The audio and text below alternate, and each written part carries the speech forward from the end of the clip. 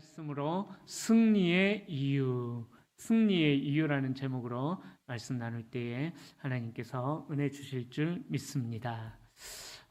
우리들은 이 땅을 살아가면서 늘 승리하면서 살아가기를 원합니다. 어느 누구도 실패하는 인생을 살기를 원하지 않죠.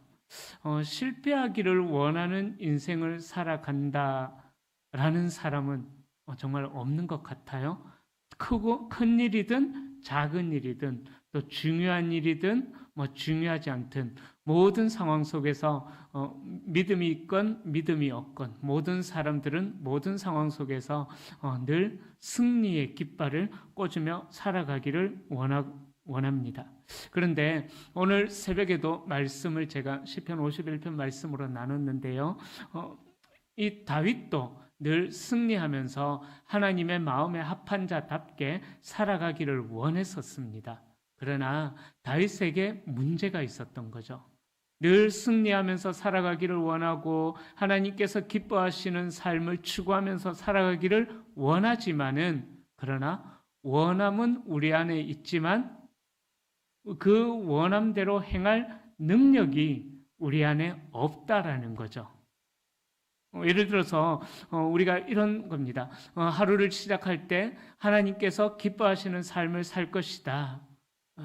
믿음이 있으신 분들, 여호와 신앙으로 살아가시는 분들은 그렇게 결단하면서 대부분 하루를 시작하실 것입니다. 그런데 우리의 실제 삶을 보면 어떻습니까? 꼭 우리가 원하는 대로 이루어지지 않는다라는 거예요. 살아가다 보면은 욥과 같은 오늘 오전에 말씀 나눈 것처럼 욥과 같은 그런 고난으로 인하여서 원치 않는 또 어려움으로 인하여서 때로는 우리가 패배를 경험하면서 살아갈 때도 있다라는 것입니다. 그러나 중요한 것은 우리가 승리를 하든 승리를 하지 못하든 중요한 것은요, 하나님께서 늘 우리를 지켜보고 계신다라는 거예요. 우리는 무너질 수 있어요. 패배할 수 있어요. 그래서 쓰러져서 하염없이 눈물만 흘릴 수도 있습니다. 그러나 하나님께서는 우리의 흘리는 눈물 한 방울 한 방울까지 다 계수하시고 계신다라는 거죠. 그러기에 우리가 승리가 중요한 것이 아니라 우리의 삶의 과정, 어떻게 살아가느냐, 그 삶의 순간순간이 우리에게서 어떤 열매로 맺혀지는 삶을 살아가느냐, 그것이 중요하다라는 것입니다. 그런 말이 있어요. 내일 네가 맞이하는 날들은 오늘을 어떻게 보냈느냐에 따라서 달라진다. 하여튼 그런 내용의 말들이 있습니다. 그러니까 오늘 이 삶의 순간들을 내가 어떻게 살았느냐에 따라서 내일 그 다음 날들의 삶이 우리에게 결정이 되어진다라는 거죠.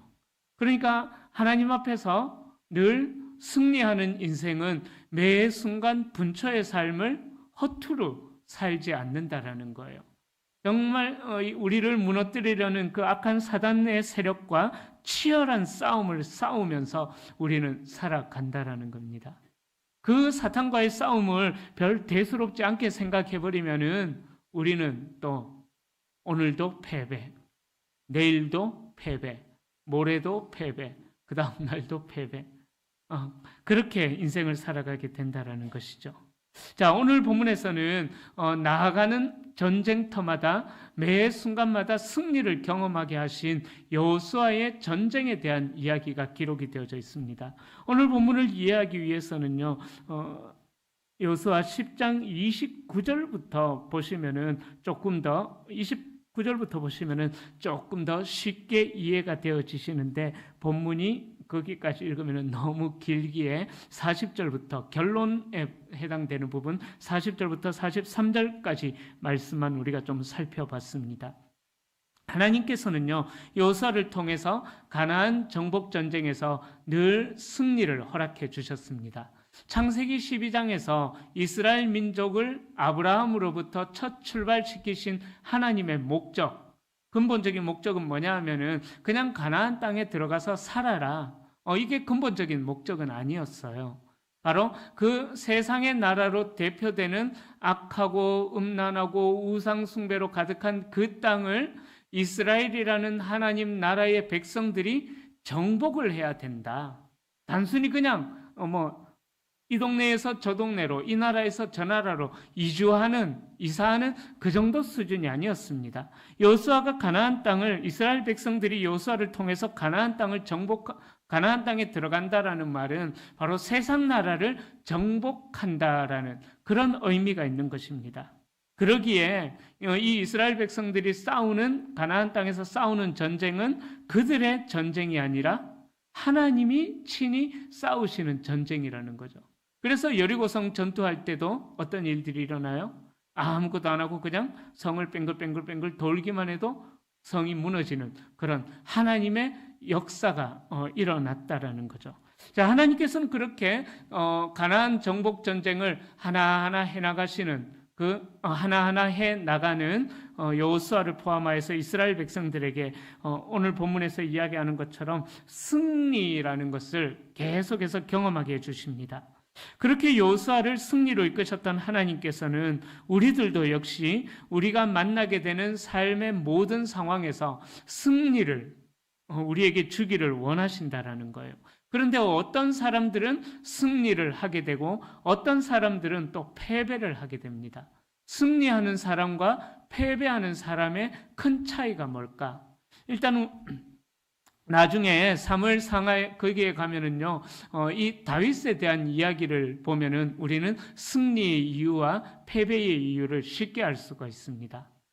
사울의 집안과 다윗의 집안이 있었어요. 그런데 사울의 집안은 점점 약하여 가고 다윗의 집안은 점점 강하여 가니라 그렇게 이야기하고 있습니다.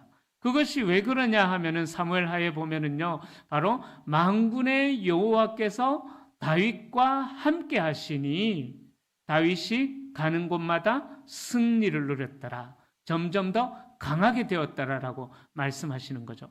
자, 그러니까 우리가 살아가면서 승리하기를 원하는데, 그런데 그 승리의 원인이 되는 하나님과의 함께함, 하나님과의 동행, 하나님과의 친밀함, 이런 것들이 우리에게 얼마나 열매 맺혀지고 있는가 우리가 한번 생각해 봐야 된다는 거죠.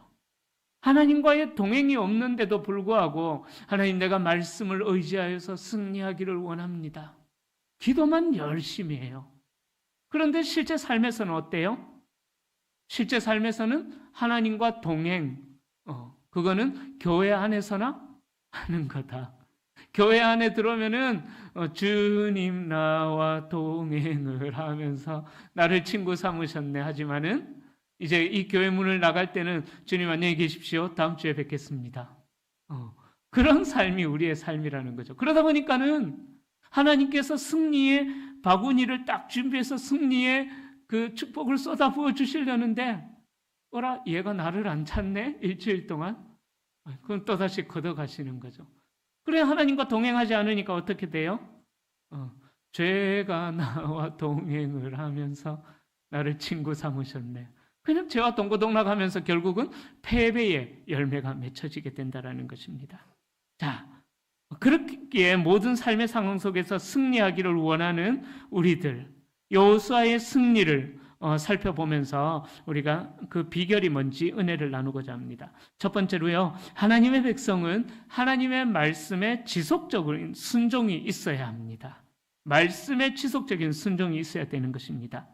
29절부터 마지막 43절은요, 아모리 5왕의 영토 외에도 주변에 있던 다른 왕들과 그들의 성읍을 어떻게 점령하였는가, 여호수아가 어떻게 점령하였는가, 그것을 보여주고 있습니다. 그래서 28절에 보면은요, 여호수아가 막게다 성읍을 정복해요. 29절에 보면은 림나 성읍을 정복하고 31절에서는 라기스 성읍, 33절에서는 게셀 왕, 34절에서는 에글론 성읍, 36절에서는 헤브론 성읍, 38절에서는 드빌 성읍을 공격해서 점령하는 장면이 28절부터 쫙 나오고 있어요. 가는 곳곳마다 여호수아는 이렇게 승리를 경험합니다. 이 승리의 비결이 무엇일까? 30절에 보면은요, 여호와께서 또 그 성읍과 그 왕을 이스라엘 손에 붙이신지라. 바로 승리의 비결은 하나님이라는 것입니다. 하나님. 32절에도 보면은 하나님이 적들을 이스라엘의 손에 넘겨주셨다라고 나와 있어요. 즉 모든 전쟁들 가운데서 하나님이 이스라엘 백성들이 이기게 하셨고 이기도록 역사하셨다라고 증거하고 있는 것입니다. 그런데 성읍들을 점령하면서 계속해서 반복되어져 나오는 말씀이 있어요. 정복도 중요한데 그 결과도 중요한데 그 결과가 있기까지 어떤 일들이 있었느냐? 계속 반복해서 나오는, 지속적으로 반복되어서 나오는 말들이 있는데 그것이 바로 행한 것과 같았더라. 행한 것과 같았더라. 즉 하나님의 말씀을 말씀대로 행한 때에 승리가 주어진다라는 것입니다. 하나님의 말씀대로 행하였기에 모든 성읍이 동일하게 다 진멸되어졌다라고 이야기하고 있는 거죠. 자, 이것은 두 가지를 의미합니다. 하나는 이스라엘 백성들이 예외 없이 모든 아모리 성읍의 사람들을 진멸했다라는 의미가 있고, 또 하나는 예외 없이 사람들을 진멸할 수 있도록 하나님께서 도와주셨다. 이스라엘 백성들 자기들의 힘으로 이 승리가 주어진 것이 아니라는 거죠. 이스라엘 백성들의 편에서는 그들이 하나님의 말씀대로 철저하게 순종하고 말씀을 지킨 결과이고, 하나님 편에서는 하나님의 백성들을 하나님께서 끝까지 지속적으로 완전하게 승리할 수 있도록 도우시고 인도하시고 이끄셨다라는 의미를 가지고 있습니다. 결국 승리의 원인은 하나님이 원인이었지만 하나님께서는 그냥 승리를 주시는 것이 아니라 이스라엘 백성들의 말씀을 향한 철저한 순종을 통해서 하나님께서는 승리라는 것을 주셨다라는 것입니다. 사랑하는 성도님들, 우리의 모든 삶은요, 하나님의 주권하에 속해 있는 것입니다.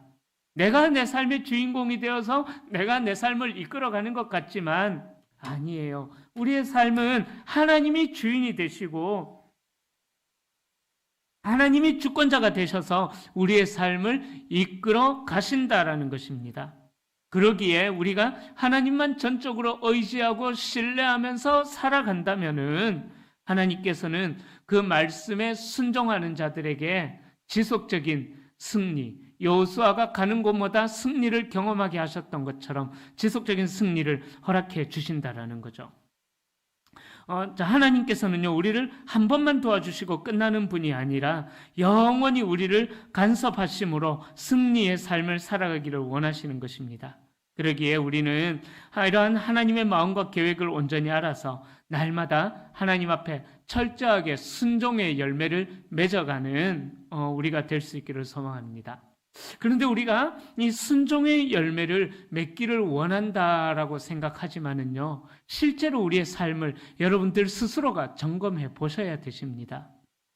저는 잘 몰라요. 여러분들이 하나님의 말씀에 얼마나 순종하는지 저는 잘 모릅니다. 그러나 여러분들은 잘 아실 것입니다. 그러기에 스스로 늘 말씀 앞에 겸비하게, 겸손하게 내 삶을 비춰보고 내 말도, 내 생각도, 내 행동도 다 비춰봐서 하나님께서 기뻐하시지 않는 그러한 말과 행동과 습관과 하여튼 그런 모든 것들이 없는가 우리는 돌아봐야만 합니다.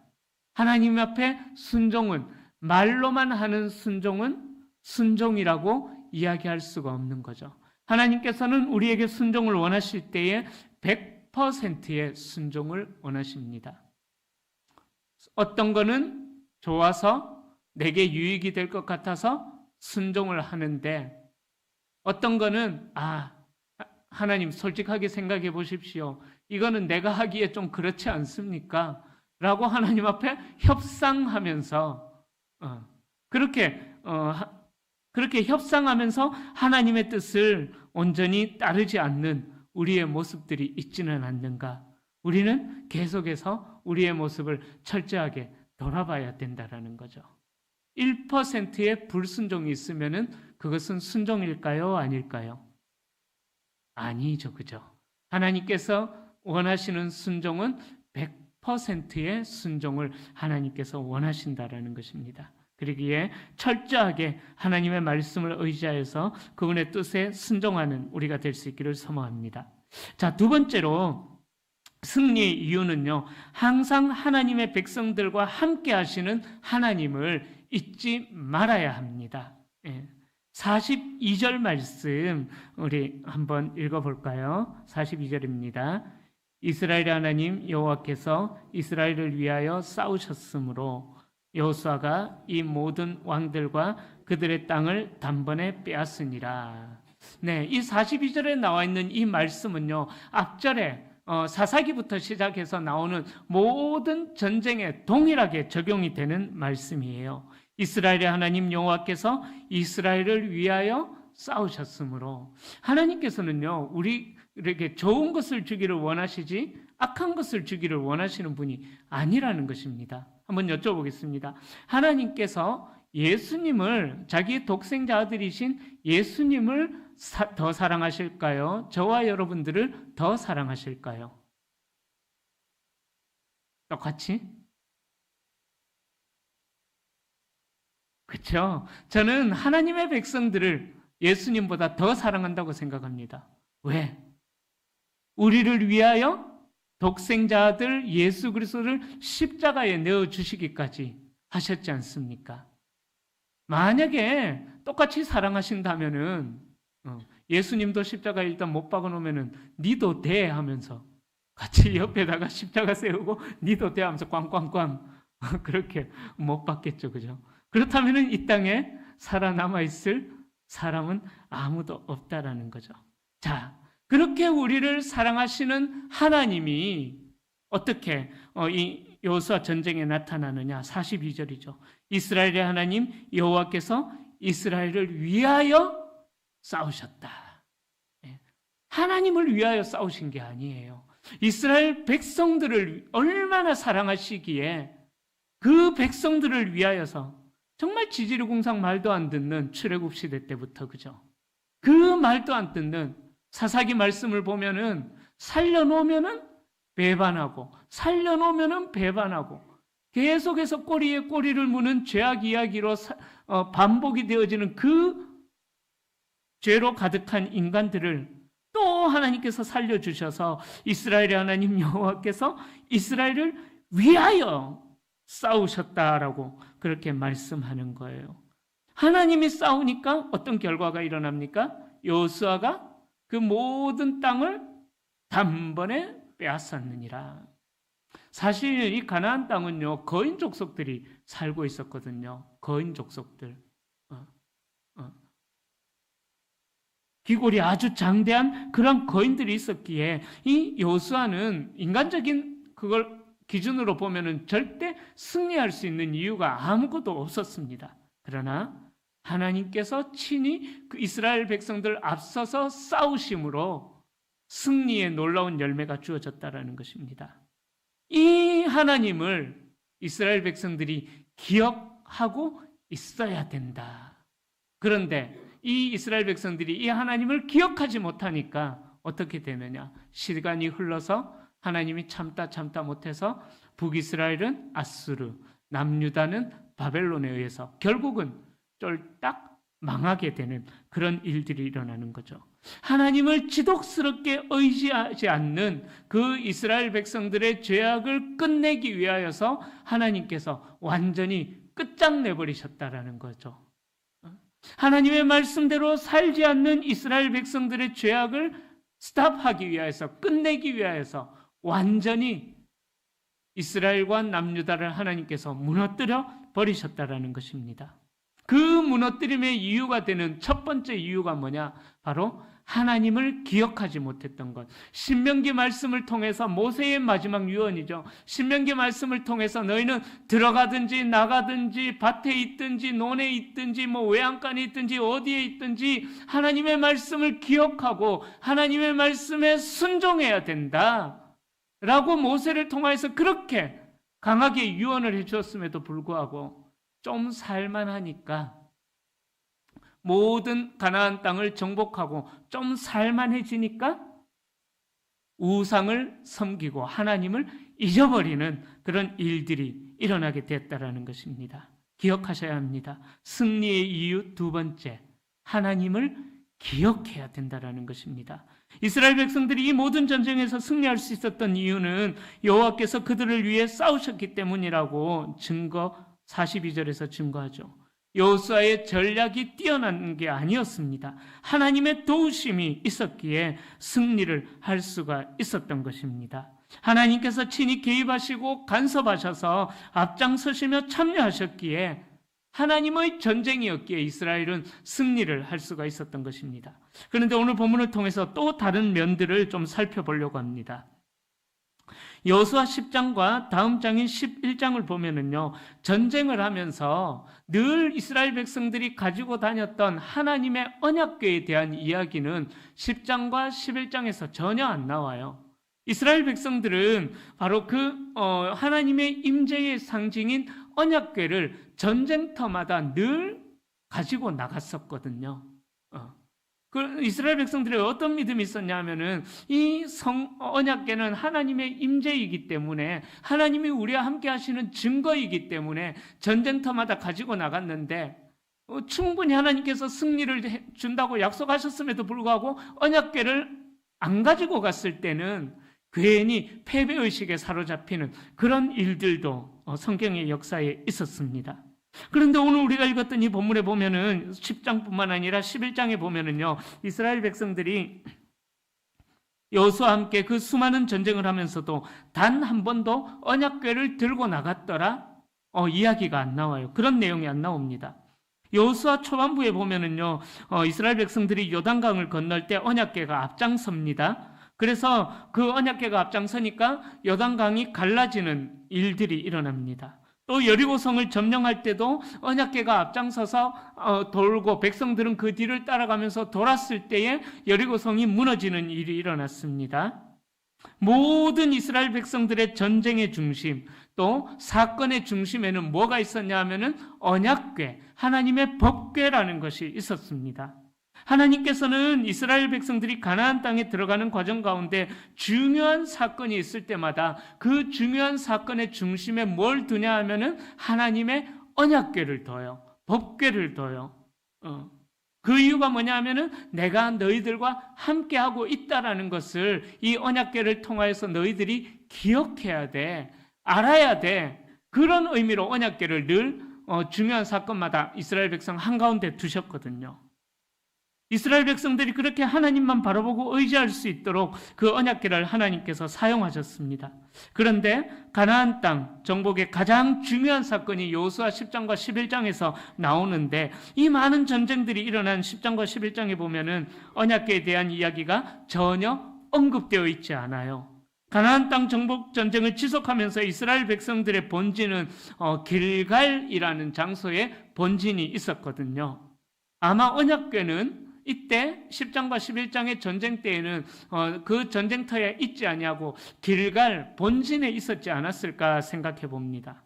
하나님께서는 중요한 순간마다 언약궤를 함께 대동하게 하셨는데 왜 가장 중요한 전쟁인 10장과 11장에서는 언약궤를 함께 하게 하지 않으셨을까요?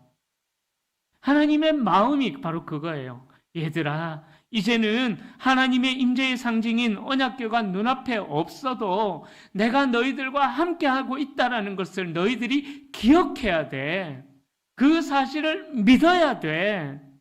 이스라엘 백성들이 하나님을 바라보고 의지하는, 이제는 앞에서 10장이 오기 전까지 수많은 전쟁을 치르면서 언약궤가 함께하면서 승리를 주었기에 이제는 언약궤가 너희 눈앞에 없더라도 내가 너희들과 항상 함께하고 있다라는 것을, 하나님이 여기 계시기에 승리를 할 수 있다라는 것을 너희들이 기억하고 알고 있어야 된다. 그래서 이 10장과 11장의 중요한 전쟁에서 언약궤를 대동하지 않았던 것입니다. 이제는 하나님의 임재의 상징인 언약궤가 없어도 이스라엘 백성들이 하나님을 바라보는 성숙한 백성들이 되어야 할 시기가 되었다라는 거죠. 믿음이 연약하거나 성숙하지 못할 때는 하나님께서 당신의 백성들에게 눈에 보이도록 인도하시고 역사하시는 방법을 많이 사용하셨습니다. 한국교회를 포함하여서 세계 선교 역사를 보면 하나님께서는 복음이 처음으로 전해지는 그곳에는 많은 기적들을 행하셨어요. 저도 어릴 때 기억나는 것, 그것이 정말 성경적인지는 솔직하게 잘 모르겠지만은 어쨌든 할렐루야 기도원에 막 손으로 그냥 막 암덩어리 막 배 갈라서 떼내고 막 하여튼 그런 거를 실제로 보지는 못했지만 신문을 통해서 그런 것들을 또 그런 기사들을 본 적이 있거든요. 자, 그뿐만 아니라 하나님께서는 복음이 처음 전해지는 곳에는요, 우리나라뿐만 아니라 세계 곳곳에 기독교의 역사를 보면은 수많은 기적들을 많이 행하셨습니다. 도저히 이거는 인간의 능력이 아니다라는 그런 기적을 친히 보여주셨습니다. 왜 그럴까요? 하나님의 능력을 아직 본 적도 없고 경험한 적도 없는 아직 초신자이기에, 어린 신자이기에 처음 믿음을 가진 자들에게는 그렇게 눈에 보이는 기적을 하나님께서 보여주신다라는 거예요. 필요하기 때문인 것입니다. 그래서 하나님께서는 기적들을 통해서 당신의 살아계심을 나타내기도 하셨습니다. 예수님께서도 이 땅에 살아계시는 동안 하나님이 보내신 메시아 예수가 어떤 일들을 행하는 자를 증명하기 위하여서 병도 고치고 죽은 자도 살리고 귀신도 내어쫓고 천국 복음을 눈으로 보이도록 전파해 주셨지 않습니까? 베드로도 물리를 걷는 기적 경험했지 않습니까? 마찬가지로 이스라엘 백성들이 출애굽하고 광야에서부터 가나안 땅에 들어가기까지 이스라엘 백성들에게는 눈에 보이는 하나님의 임재와 증거가 필요했던 것이에요. 노예로 있다가 나온 지 얼마 안 됐기 때문에 쉽게 말하면 이제 처음 믿음을 가진 자들이기 때문에 그렇게 눈에 보이는 증거가 필요했기에 하나님께서는 가는 곳곳마다 언약궤를 대동해서 기적들을 행하시고 전쟁도 치르게 하셨던 것입니다. 그래서 하나님께서는 그 언약궤를 통하여서 하나님의 영광을 나타내기도 하셨어요. 아직은 이스라엘 백성들의 신앙이 어리기에 눈에 보이는 증거가 필요했던 것입니다. 그렇게 언약궤는 눈에 보이는 물건이었습니다.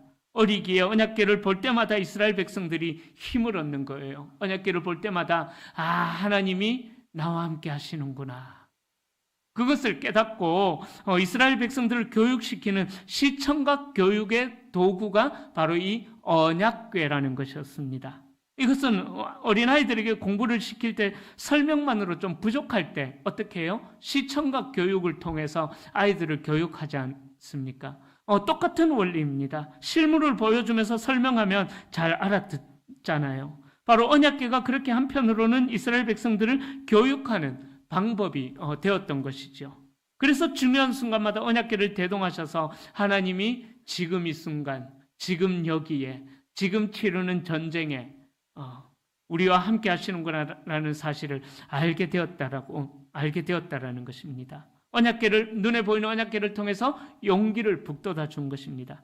그런데 가나안 정복 전쟁에 가장 중요한 전쟁이 일어났을 때 하나님께서는 언약궤를 가지고 가도록 말씀하지 않으셔요.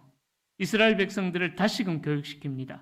과거에는 중요한 순간마다 언약궤가 있었지만은 눈에 보이도록 하나님이 이끄셨고 눈으로 보이는 상징물과 기적의 사건들로 이스라엘 백성들을 인도하셨지만 이제는 그런 기적과 같은 일들을 사용하지 않아도 너희들에게 함께 하시는 하나님이 늘 너희들 옆에 있다.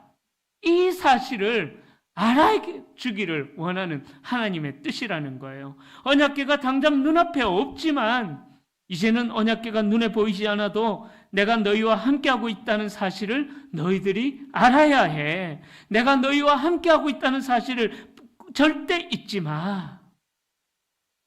그 의미로 언약궤를 대동하지 않았다라는 것입니다. 그래서 언약궤가 눈에 안 보이지만 하나님은 이스라엘 백성들과 함께 하셨고 5 왕들과의 전쟁에서 승리케 하셨다라는 거죠. 한마디로 이야기하자면 이제는 이스라엘 백성들이 믿음이 성숙할 때가 되었다라는 것입니다. 여러분, 저는 신앙생활을 53년째 하고 있습니다. 53년째 하는데 제 믿음이 얼마나 자랐을까 한번 생각해 보면은요, 좀 자란 것 같기는 같아요. 목사가 되다 보니까는 그래도 조금 더 자란 것 같기는 같아요. 우리 중에는 신앙생활 80년 넘게 하신 분들도 계십니다. 어떻습니까? 신앙생활 오래 해오신 연수만큼 여러분들의 신앙은 얼마나 많이 성숙해져 있습니까? 충분히 성숙할 뒤에서 이렇게 하고 계시네.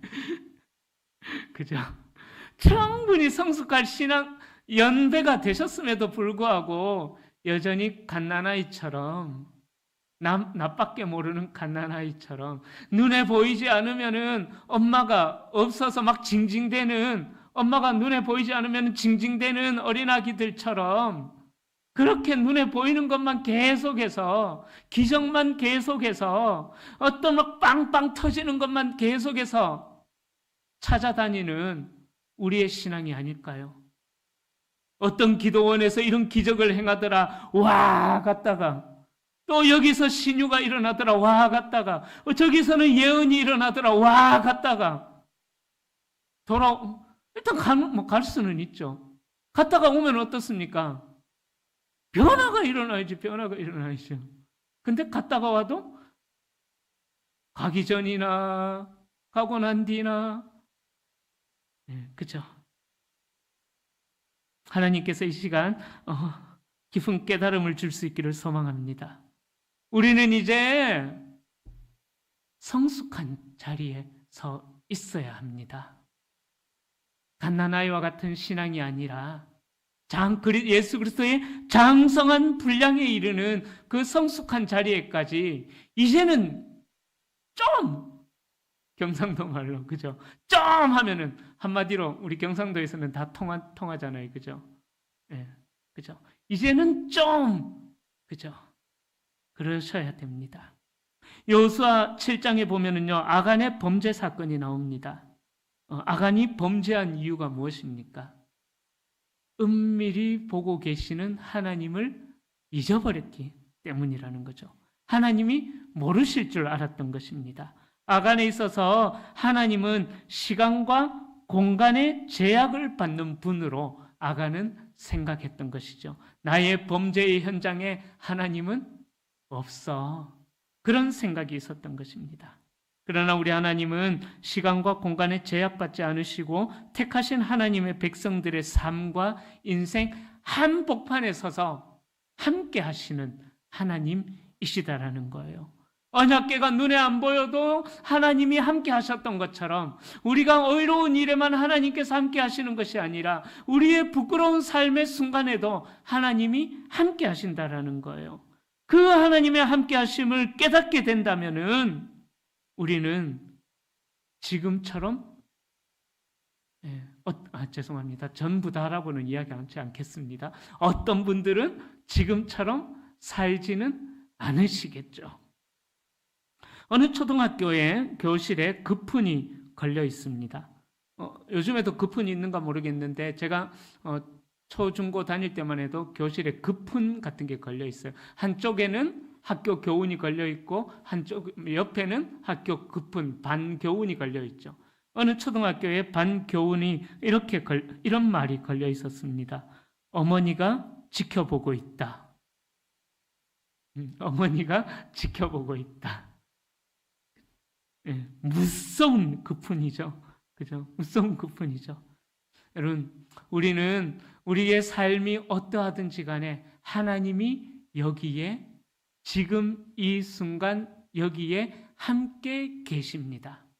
내가 어떠한 상황에 있든지 죄악의 현장에 있든지 하나님이 기뻐하시는 현장에 있든지 지금 여기에 5절 말씀과 연결합니다. 지금 여기에 하나님이 우리와 함께 하시는 분이십니다. 그러기에 그 하나님을 기억해야지만 우리가 하나님 앞에 범죄하지 않는다라는 것입니다.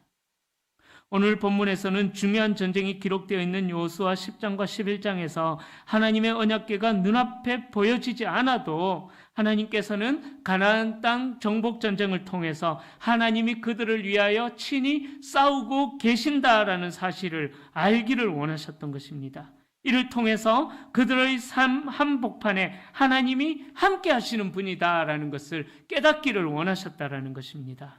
이제 말씀을 정리합니다. 여러분, 저와 여러분들도 마찬가지입니다. 하나님은 저와 여러분의 삶 한복판에서 우리와 함께 하시는 분이십니다. 큰 사건이 있을 때, 큰 체험이 있을 때만 함께 하시는 것이 아니라 큰 은혜의 체험이 없다고 할지라도, 큰 기적의 사건이 내게 없다고 할지라도 늘 한 걸음 한 걸음 한 걸음 내딛는 우리의 발걸음을 하나님께서 우리와 손잡고, 우리의 눈에 보이지 않지만은 하나님은 우리의 손을 붙잡고 우리와 동행하시는 분이십니다. 나의 등 뒤에서 나를 도우시는 주, 그 찬양처럼 우리의 등 뒤에서 늘 우리를 도와주시는 분이시라는 것입니다. 그러기에 큰 은혜거나 큰 기적의 체험이 없다고 할지라도 우리의 인생 가운데 우리와 동행하시는 하나님을 일상의 평범함 속에서 깊이 알아가시고 일상의 삶 속에서 깊은 만남을 날마다 이루어가는 우리가 될 수 있기를 축복합니다. 여호수아와 이스라엘 백성들이 죄에 대하여서 철저한 심판을 수행하고 또 주저함 없는 순종을 하였던 것처럼, 그리고 또 하나님이 함께 하심을 기억하면서 나아가는 전쟁터에 나아갔던 것처럼 우리가 하나님 말씀에 철저하게 순종하고 하나님이 우리와 함께 하신다는 사실을 기억하셔서 하나님 앞에서 늘 의롭고 정직한 삶, 또 하나님께서 기뻐하시는 승리의 삶을 살아가시는 우리 모든 성도님들이 다 되시기를 예수님의 이름으로 간절히 축원합니다. 기도하겠습니다.